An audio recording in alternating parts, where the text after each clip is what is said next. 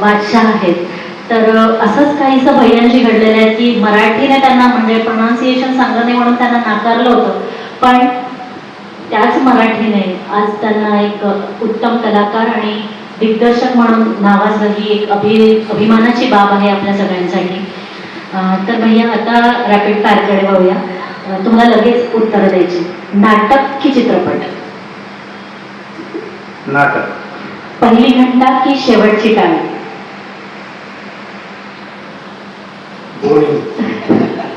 एकच निवडायचं आहे. मनोरंजनात्मक नाटक की विचार करायला लावणारं नाटक? संवाद की चेहऱ्यावरचे हावभाव? नाही, तुम्हाला 100% एकाचकडे जावं लागेल. मला अभिनयाच्या एक्सप्रेशन सोबत संवाद हे काही चांगले पाहिजे. म्हणजे दोन्ही आलं तर त्याच्यात म्हणजे तो दोन्ही विचार करते, दोन्ही आवश्यक आहे. अभिनय की दिग्दर्शन? आता दिग्दर्शन. अभिनय पण आवडतं, पण दिग्दर्शन करावं वाटतं. तालीम की प्रयोग? तालीम. फेसबुक की इंस्टाग्राम? आता इंस्टाग्राम. चहा की कॉफी? सध्या म्हणजे ट्रीटमेंट सुरू आहे या डोक्याची, तू म्हटलं होतं ना, त्यामुळे दोन्ही बंद आहे. लस्सी. सिनेमा की सिरियल? तिथपर्यंत आपण अजून पोहोचलो नाही. सिनेमा पण पिक्चर आपण म्हणतो की जे दुकानात बसल्या एखादा ऑफर आला तर मी छोटे मोठे पिक्चर केलेले आहेत 3-4, पण असं त्याच्या मागे अजून धावलो नाही की म्हणजे ऑडिशन द्यायला गेलो आहे पिक्चरसाठी वगैरे, असा काही प्रसंग आला नाही. त्यामुळे पिक्चर सिरियल हे सध्या तरी दूरच आहे. बघू पुढे चान्स मिळाला. आवडता नाटककार? आवडता नाटककार खूप आहे, पण आपल्या म्हणजे आपण आता जे रनिंग आहे त्याच्यात जर मला विचारलं तर मला सोमनाथ सोनवणकर खूप आवडतात. आणि अजून 2-3 नावं घेता येईल, पण सोनवणकरांचा इम्पॅक्ट आहे मला. म्हणजे त्यांच्याशी मी खूपदा बोलतो तर जाणवतं की त्यांच्यासोबत काम करावं. मी त्यांना एकदा म्हटलं होतं की तुमच्यासोबत काम करून काहीतरी शिकावं असं वाटतं. पण आजही मला असं वाटतं, मी खरं सांगतो की आधी वाटतं की एखाद्या मोठ्या दिग्दर्शकाच्या हाताखाली आपण काम करावं आणि शिकावं. पुन्हा जे नवीन आर्टिस्ट आहे मी तेव्हाही आधी म्हणतो की मला शिकण्यात जास्त इंटरेस्ट आहे. एखादा नवीन कलाकार आला तरी त्याच्याकडूनही काही ना काही घेतच असतं आणि त्याच्यात काही ना काही प्लस असतं, हे मला फक्त माहिती आहे. आता 4-6 महिने सलग तालीम चालते, तर अशा वेळेला कामाचा फार ताण असतो. तर मग हा ताण घालवण्यासाठी काय करता? संगीत, झोप की फिरायला जाणं? झोपायचा प्रयत्न करतो, कारण एवढं विचार असतात ते नाटकाचे आणि मग घरचे काही प्रॉब्लेम असेल किंवा दुकानाचं असेल तर असं वाटतं की झोप लागली तर बरं, लागली सगळं करता झोप लागली. अभिनय जर नसते तर दुसरं काय केलं असतं?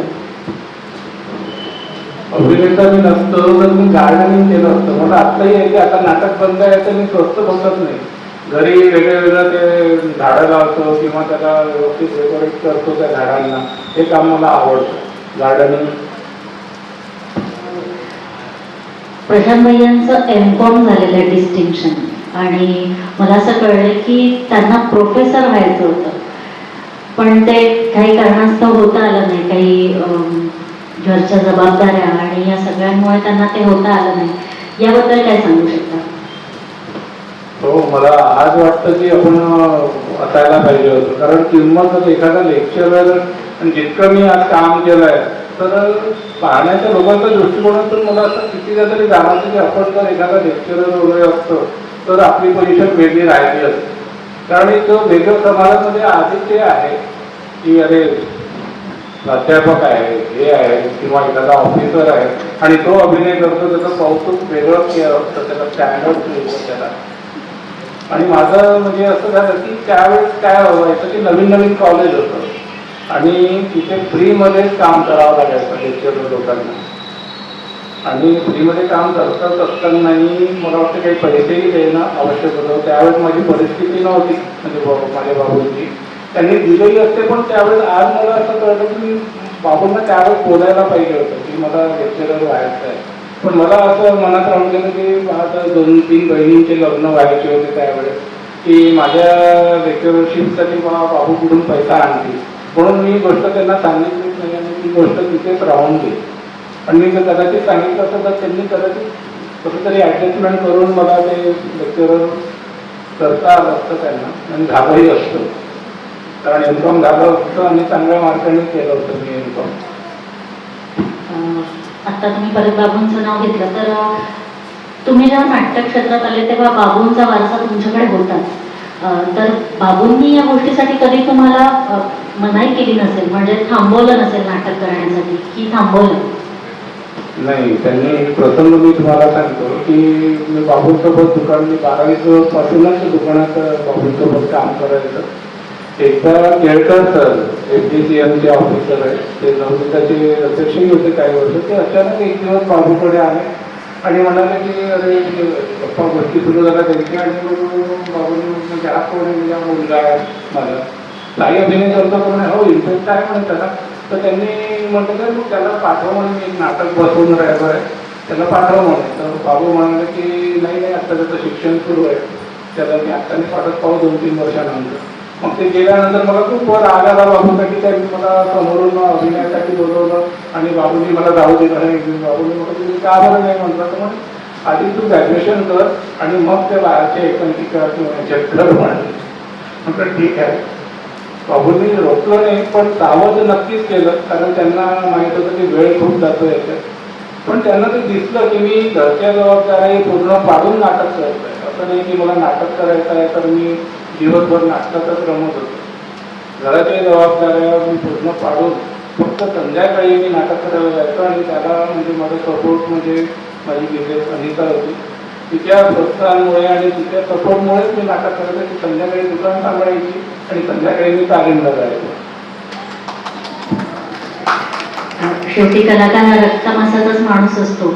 नाटकाचा पडदा पडला तरीही त्याला म्हणजे आयुष्याचं नाटक हे सुरूच असतं आणि त्यात महत्त्वाचं असतं कुटुंब.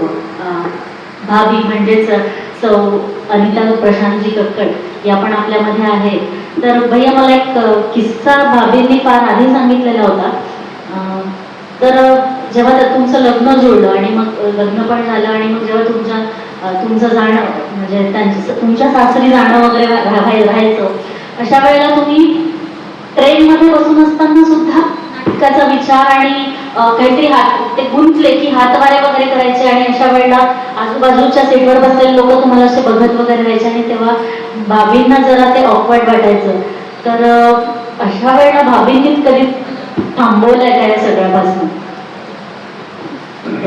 थांबवलं नाही, पण ते हसायची की म्हणजे नंतर कोणाला सांगून. आणि ते व्हायचं स्क्रिप्ट वाचताना कसं पण इन्व्हॉल्व जर झालं तर आपोआपच तो स्क्रीन म्हणजे तो सीन म्हणजे समोर यायचा आणि डोळ्यातून आपोआपच पाणी पडायचं. कधी कधी आपण ज्या सीनमध्ये गुंतलो तिथं असं कुठल्याला व्हायचं. दुकानात बसल्या बसल्या जर गिराईक नसले की ते स्क्रिप्ट वाचताना दुकानाच्या त्या बाकीच्या जे सेल्स गर्ल आहे ते म्हणायचे, तिथं सांगायचे की जे त्या भैया होते आपोआपच असे होऊन जायचे ते जगात वाचताना. किंवा आपण तो विचार करतो की अभिनय कसा करायचा आहे, तर हे गुंता करायचं आहे असं व्हायचं पुरुषाला. भैयांना 2 मुली शुभ्रा आणि मुग्धा. तर यापैकी कोणाला कलेची आवड आहे का आणि हा वारसा कोण चालवणार पुढे? कलेची आवड दोघींना पण आहे, पण मुग्धाचं थोडंसं प्रोनाऊन्सिएशन मराठीचं तितकं प्रॉपर नाही आहे, पण शुद्धाच आहे. शुद्धानी मागे मनोवेदाच्या एकांकिकेत काम केलं होतं मान्सून मेमरीजमध्ये. आणि आत्ता तांडामध्ये म्हणजे एक म्हणजे एक कॅरेक्टरची गरज पडली तर तिला सगळे म्हणे की भैया शुद्धाला विचारून बघा. तर शुद्धाला विचारलं तर ती आली आणि तिला आवड खूप आहे, पण तिची ड्युटी मुंबईला आहे आणि शिक्षण वगैरे याच्यातच मी तिला घेऊ शकलो नाही, कारण तिचा वेळ ती देऊ शकली नसती मला माहीत होतं. आणि माझी मुलगी आहे, मग ती वेळ देणार नाही तर मी इतरांना कसं म्हणणार ती वेळ द्या म्हणून. पण माझी इच्छा होती की तिने करावं, पण तिथं कंटिन्यू तिथे कॉम्पिटेटिव्ह एक्झाम वगैरे कंटिन्यू सुरू होते, त्यामुळे मी तिला डायव्हर्ट केलं नाही. पण पुढे मी तिला आता इंटरेस्ट आहे तिला की भैया मी म्हणजे पप्पा मी येते म्हणजे मला बोलवलं नाही. माझी विशेष म्हणते की मग तिथे एकदा लग्न होऊन जाऊ द्या मग पाहू.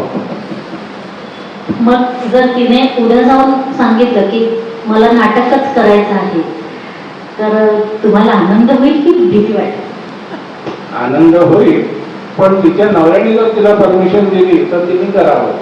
पण मला पप्पांना आवडते म्हणून अभिनय करण्यात काही अर्थ नाही, कारण तिचा तो संसार असेल, तिला सांभाळायचा आहे, तिच्या जबाबदाऱ्या कशा राहतात, काय राहतात, ते तिने निर्णय घ्यावा. केलं, तिने करू शकली तर मला आनंद होतो. नाटकाच्या तालमीमुळे बहुतेकदा आपलं कौटुंबिक सोहळे असतात किंवा सणासुदीचे कार्यक्रम असतात, आणि बहुतेक जेव्हा सप्टेंबरपासनं नाटकाची संहिता हातात पडते किंवा तिथून आपली तालीम सुरू होते, अशा वेळेला सण सुरू होतात सगळे.